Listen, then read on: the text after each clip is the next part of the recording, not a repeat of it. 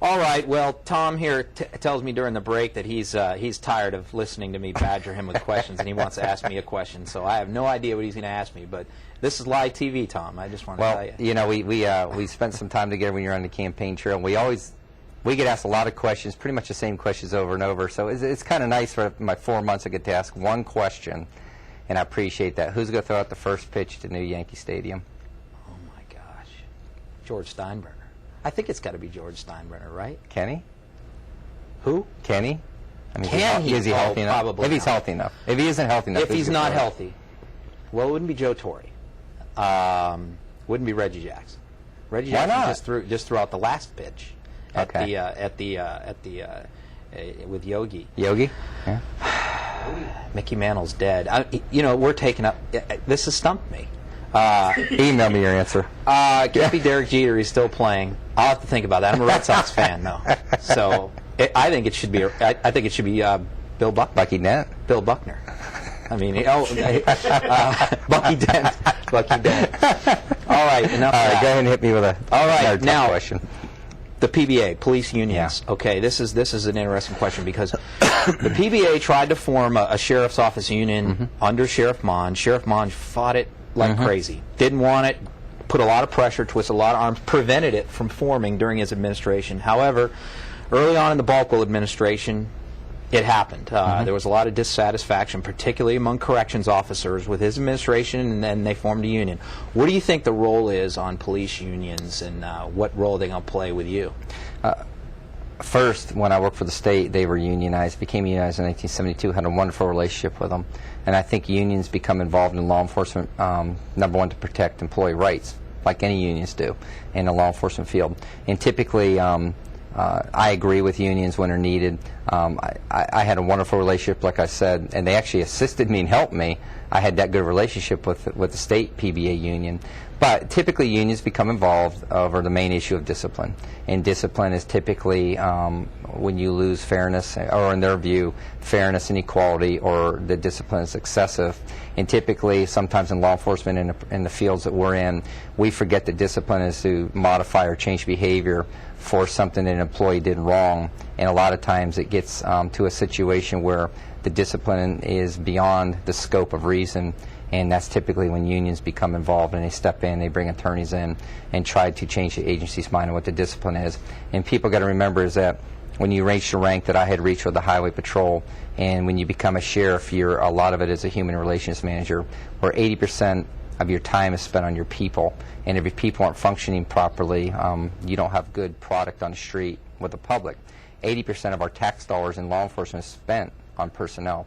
So if your personnel have low morale and unions in because your discipline's out of whack, you got problems. What I plan to do and look at is what I've done in the past is to have a module set up for best practices. That module will be ensuring that the disciplinary process is kept fair and consistent, and that the individual who's being disciplined, and discipline does occur in law enforcement field, it's the nature of the beast, but the discipline won't be done off an individual. The discipline may be done on Jane Doe or John Doe, Deputy Jane Doe or John Doe, and then we'll look at who he or she is afterwards. But that discipline also allows for some mitigation or aggravation depending on the type of conduct that had happened with the employee. So that gives the sheriff, and I'll be the ultimate responsible for it, the assurances that that employee won't do that behavior again. One thing I will tell this and you and the public is that I will have a zero tolerance on anything of significant ethical values or law breaches. If I'm out there every day doing my job, and even on and off duty, if I'm doing my job and representing your sheriff's department properly, you should never have a problem with that.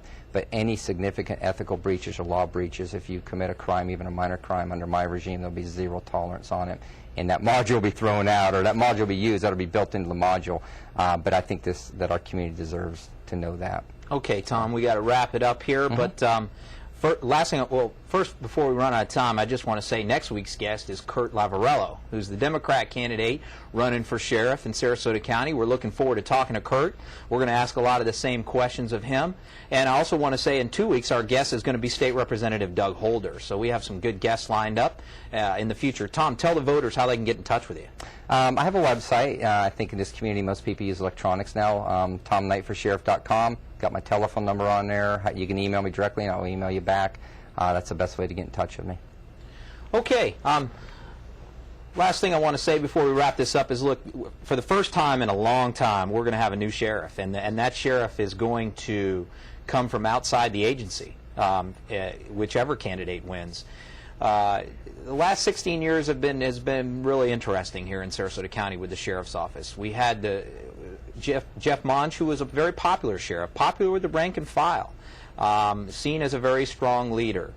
And during his administration, a lot of the officers looked up to him. The same cannot be said for Sheriff Balkwell. A lot of the rank and file officers have low morale and a low opinion of the current administration and are hungry for a change. This despite the fact that a lot of them have actually, at least materialistically, been treated a lot better under Balkwell than they were under Monge. So why is there this perception out there? Well, it's just been a function of a lack of leadership and a lack of stewardship on the part of the sheriff. And really, we do need a new sheriff, and we're looking forward to one of these two fine gentlemen doing a great job for us in the future in our community.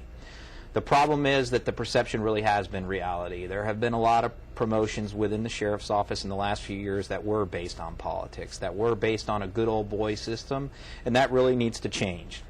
Hopefully our next sheriff, when he comes in, is going to run his office on a system of promotions based on merit and qualifications and education. And I think everybody in the community will benefit from that. The sheriff's office also has become top-heavy. The staff is extremely bloated. And yes, there are a lot of federal mandates that we have to deal with. But you know, we need more officers on the street. The cops out on patrol, they really haven't increased in the last 8 years, despite the fact that our population continues to increase.